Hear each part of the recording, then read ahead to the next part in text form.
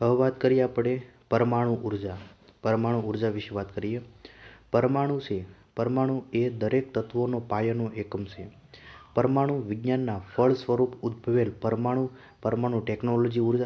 Technology ઉર્જા, સ્વાસ્થ્ય, કૃષિ અને ખાદ્ય પ્રસંસ્કરણ એટલે કે ફૂડ પ્રોસેસિંગ, અવકાશ સંશોધન અને સંરક્ષણ વગેરે જેવા ક્ષેત્રોમાં ઉપયોગિતા ધરાવે છે. અણુ અને પરમાણુ વિશે વાત કરીએ તો પહેલાં આપણે અણુ કોને કહેવાય એના વિશે વાત કરીએ. એક સરખા અણુ વિશે વાત કરીએ તો અણુ એટલે કે મોલેક્યુલ એક સરખા અથવા જુદા જુદા પરમાણુઓ ભેગા થઈને અણુ બનાવે છે. H + H = H2 એટલે કે H પરમાણુ વત્તા H પરમાણુ ભેગા થઈને એક અણુ બને છે. એટલે કે બે પરમાણુ ભેગા થઈને એક અણુ બને, H2 અણુ બને છે. દાખલા તરીકે 2H2 વત્તા O2 એટલે બરાબર 2H2O.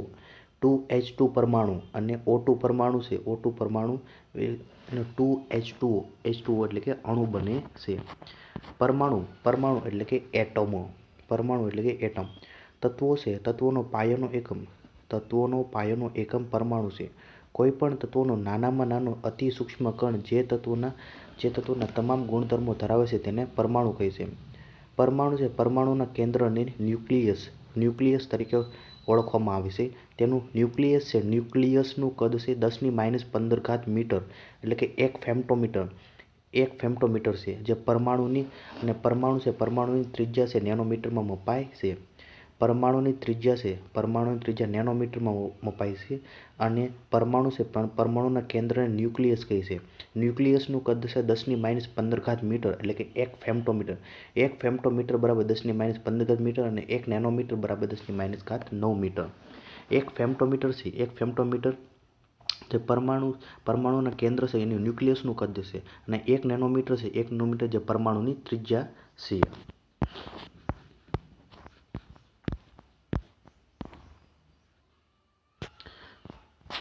હવે વાત કરીએ આપણે પરમાણુ સંરચના. પરમાણુ સંરચના કોને કહેવાય છે?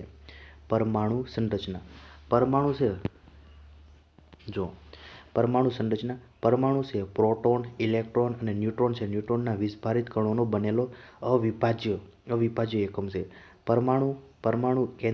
પરમાણુ કેન્દ્ર એટલે કે ન્યુક્લિયસ છે. ન્યુક્લિયસમાં પ્રોટોન અને ન્યુટ્રોન આવેલા હોય છે. જો ન્યુક્લિયસ છે પરમાણુ કેન્દ્ર એટલે કે ન્યુક્લિયસની અંદર પ્રોટોન અને ન્યુટ્રોન આવેલા હોય છે. જ્યારે ઇલેક્ટ્રોન જે કેન્દ્રની બહારના કક્ષામાં ભ્રમણ કરતા હોય છે. જો તમને અહીં દેખાતું હશે પરમાણુની અંદર કેન્દ્ર છે એને ન્યુક્લિયસ કહેવાય છે. ન્યુક્લિયસની અંદર પ્રોટોન અને ન્યુટ્રોન હોય છે અને એની ફરતે છે પરમાણુના કેન્દ્રની ફરતે ઇલેક્ટ્રોન છે એની ફરતે ભ્રમણ કરતા હોય છે. ન્યુટ્રોન અને પ્રોટોન ભેગા મળી એક કણની રચના કરે છે જેને ન્યુક્લિયોન કહે છે. પ્રોટોન અને ન્યુટ્રોન ભેગા મળીને એક કણની રચના કરે જેને ન્યુક્લિયોન કહે છે. સામાન્ય રીતે પરમાણુમાં જેટલી પ્રોટોનની સંખ્યા હોય તેટલી જ ઇલેક્ટ્રોનની સંખ્યા હોય છે. સામાન્ય રીતે પરમાણુમાં જેટલા પ્રોટોન હોય તેટલી પ્રોટોનની સંખ્યા હોય તેટલી સંખ્યામાં ઇલેક્ટ્રોનની સંખ્યા હોય છે.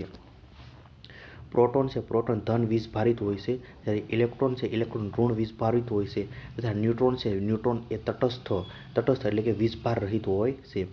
ન્યુક્લિયસનું દળ વિશે વાત કરીએ તો ન્યુક્લિયસનું દળ એટોમિક માસ યુનિટ AMUમાં મપાય છે. ન્યુક્લિયસનું દળ એટોમિક માસ યુનિટ AMUમાં દર્શાવે છે. 1 AMU બરાબર 1.66 × 10⁻27 કિલોગ્રામ. એક એટોમિક માસ યુનિટ બરાબર 1.66 × 10⁻27 કિલોગ્રામ. પ્રોટોનનું દળ વિશે વાત કરીએ તો પ્રોટોનનું દળ છે 1.007234 U છે. ઇલેક્ટ્રોનનું દળ 0.000554 U છે અને ન્યુટ્રોનનું દળ 1.008334 U હોય છે. પરમાણુ કેન્દ્રમાં ન્યુક્લિયોન વચ્ચે લાગતા બળને પરમાણુ બળ એટલે કે ન્યુક્લિયસ ફોર્સ કહે છે. હવે વાત કરીએ આપણે પરમાણુ વિસ્ફારિત કણો. પરમાણુ વીજભારિત કણો છે, એના શોધક છે, દ્રવ્યમાન અને એનો વિદ્યુતભાર. પ્રોટોન છે, પ્રોટોન જે ધન વીજભાર ધરાવે છે. પ્રોટોન છે ધન વીજભાર છે. પ્રોટોનના શોધક છે અર્નેસ્ટ રુથરફોર્ડ. અર્નેસ્ટ રુથરફોર્ડ છે. પ્રોટોનનું દળ કેટલું છે? 1.672 10^-27 કિલોગ્રામ હોય છે. પછી એનો વીજભારિત છે 1.6 કુલંબ હોય છે. ન્યુટ્રોન છે, ન્યુટ્રોન શોધક છે ચેડવિક છે. જેનું દ્રવ્યમાન છે 1.675 કિલોગ્રામ છે. ન્યુટ્રોન છે, ન્યુટ્રોનનો વીજભાર શૂન્ય છે, એટલે કે તટસ્થ છે. ઇલેક્ટ્રોન છે જે ઋણ વીજભાર ધરાવે છે. જેના શોધક છે જે થોમ્સન છે. ઇલેક્ટ્રોનનો દ્રવ્યમાન કેટલું છે? 9.1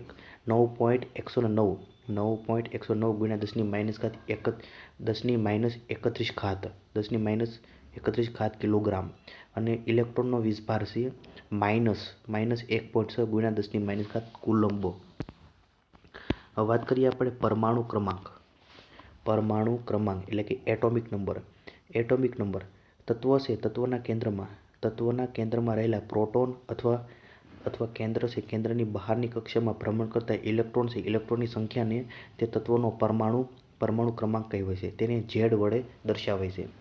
પરમાણુ ક્રમાંક એને ઝેડ વડે દર્શાવાય છે. એટલે કે તત્વ છે, તત્વના પરમાણુ છે, પ્રોટોનની સંખ્યા અને ઇલેક્ટ્રોનની સંખ્યા બંને હરખા હોય છે. એટલે કે ઝેડ બરાબર પ્રોટોનની સંખ્યા બરાબર ઇલેક્ટ્રોનની સંખ્યા. બાણું છે, બાણું કરતાં વધારે પરમાણુ ક્રમાંક ધરાવતા તત્વોને ટ્રાન્સયુરેનિક તત્વ તરીકે ઓળખવામાં આવે છે. પરમાણુ ભારાંક અથવા પરમાણુ દળાંક, જેને એટોમિક માસ કહેવાય છે. તત્વ છે, તત્વના કેન્દ્રમાં રહેલા પ્રોટોન અને ન્યુટ્રોન છે. ન્યુટ્રોનની કુલ સંખ્યાને પરમાણુ ભારાંક અથવા પરમાણુ દળાંક કહેવાય છે.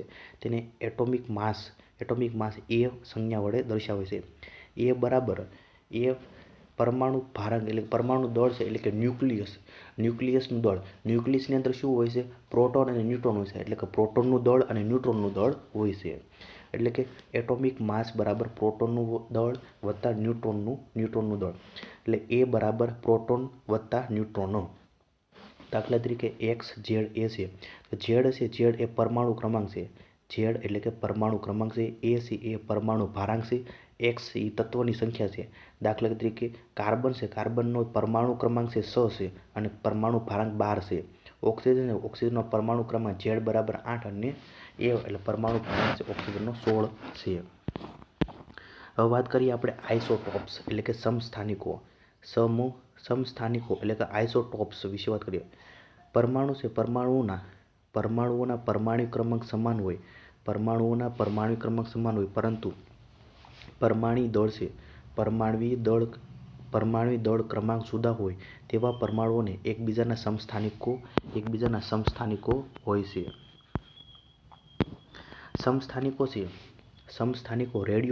સમસ્થાનિકો રેડિયો સક્રિયતાનો ગુણધર્મ ધરાવે છે. સમસ્થાનિકોના કેન્દ્રમાં રહેલા પ્રોટોન છે, પ્રોટોનની સંખ્યા સમાન હોય છે, પરંતુ ન્યુટ્રોનની સંખ્યા જુદી જુદી હોય છે. સમસ્થાનિકોના કેન્દ્રમાં રહેલા પ્રોટોન છે, પ્રોટોનની સંખ્યા સમાન હોય છે, પરંતુ ન્યુટ્રોનની સંખ્યા જુદી જુદી હોય છે. તત્વો છે, તત્વોના સમસ્થાનિકો વિશે વાત કરીએ તો હાઇડ્રોજન છે, હાઇડ્રોજનના 3 સમસ્થાનિક છે. પ્રોટિયમ, ડ્યુટેરિયમ અને ટ્રિટિયમ. હાઇડ્રોજનના 3 સમસ્થાનિકો 1H1 એટલે કે પ્રોટિયમ, 1H2 એટલે કે ડ્યુટેરિયમ અથવા D અને ટ્રિટિયમ એટલે કે T એટલે કે 1H3. પછી ઓક્સિજન છે, ઓક્સિજનના 3 સમસ્થાનિકો છે. ઓક્સિજન 3 સમસ્થાનિકો ઓક્સિજન 816, પછી ઓક્સિજન 817 અને ઓક્સિજન 818 છે. યુરેનિયમના 3 સમસ્થાનિકો છે. U-9235, U-9217 અને U-9238. કાર્બન છે, કાર્બનના 2 સમસ્થાનિકો કાર્બન 6 અને 12.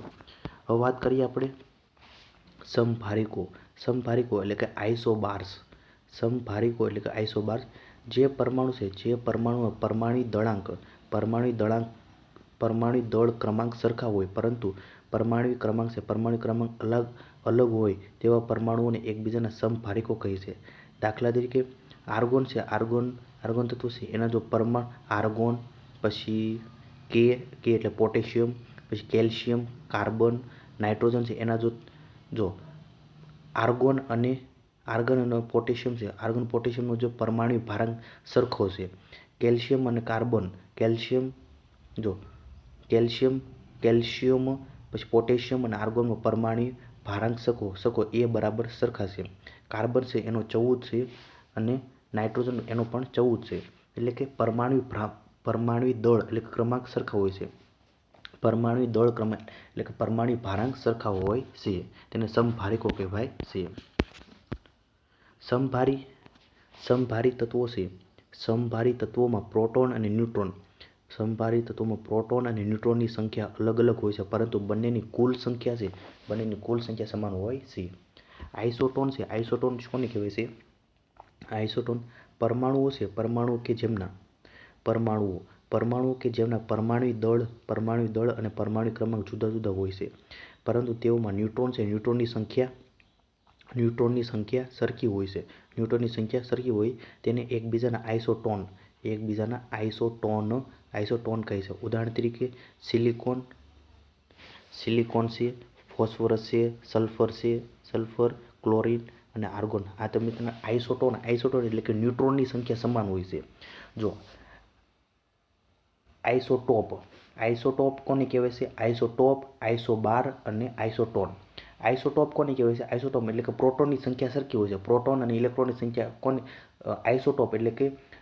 આઇસોટોપ એટલે કે પરમાણુ ક્રમાંક એટલે કે ઝેડ બરાબર એની જે ઇલેક્ટ્રોન અને પ્રોટોનની સંખ્યા સરખી હોય છે તેને આઇસોટોપ કહેવાય છે. પ્રોટોનની સંખ્યા સરખી હોય છે.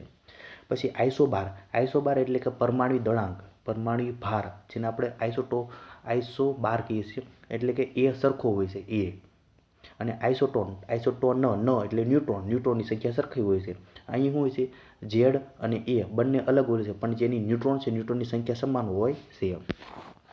હવે વાત કરીએ આપણે રેડિયો એક્ટિવિટી કોને કહેવાય છે? યુરેનિયમ અને પ્લુટોનિયમ જેવા ભારે તત્વોના પરમાણુ કેન્દ્રમાંથી આપમેળે વિવિધ પ્રકારના રેડિયો એક્ટિવ વિકિરણોના સતત ઉત્સર્જન છે. એચ